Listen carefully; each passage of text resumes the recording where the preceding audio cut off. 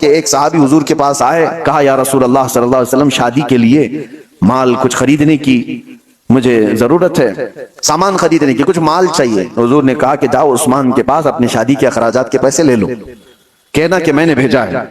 وہ صحابی آئے حضرت عثمان غنی کے گھر پر، تو ابھی وہ دروازے پر پہنچے تھے، حضرت عثمان کی گرجدار آواز آ رہی تھی اندر سے۔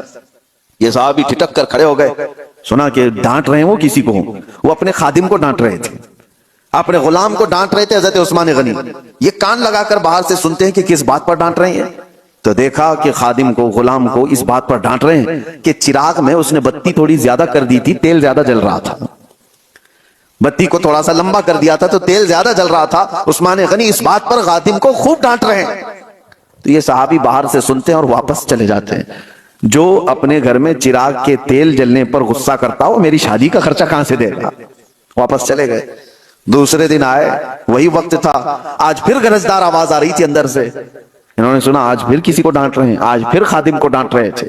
کس بات پر؟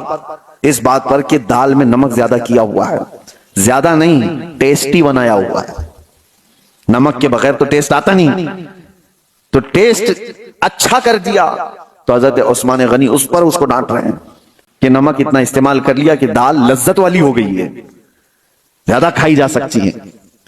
تو یہ صحابی جو باہر کھڑے تھے انہوں نے کہا یہ تو دال پر اور چراغ پر غصہ کرتے ہیں، یہ میرے شادی کا خرچہ کہاں سے دیں گے؟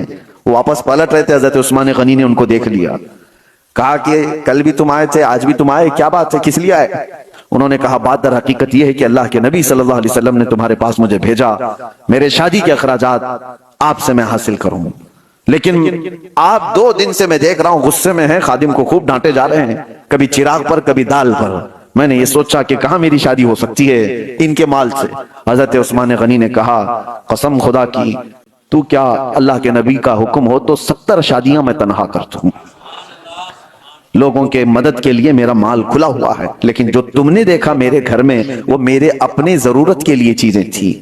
خادم نے چراغ کو بتی کو زیادہ کیا، تیل زیادہ جلتا گیا، نمک اتنا ڈال دیا کہ دال زیادہ کھائی جا رہی۔ اس بات پر میں نے غصہ اس لیے کیا کہ کل قیامت کے دن رب ذوالجلال اگر حساب لے لے کہ عثمان تجھے اتنی ہی روشنی کی ضرورت تھی، تو نے اتنا زیادہ کیوں جلایا؟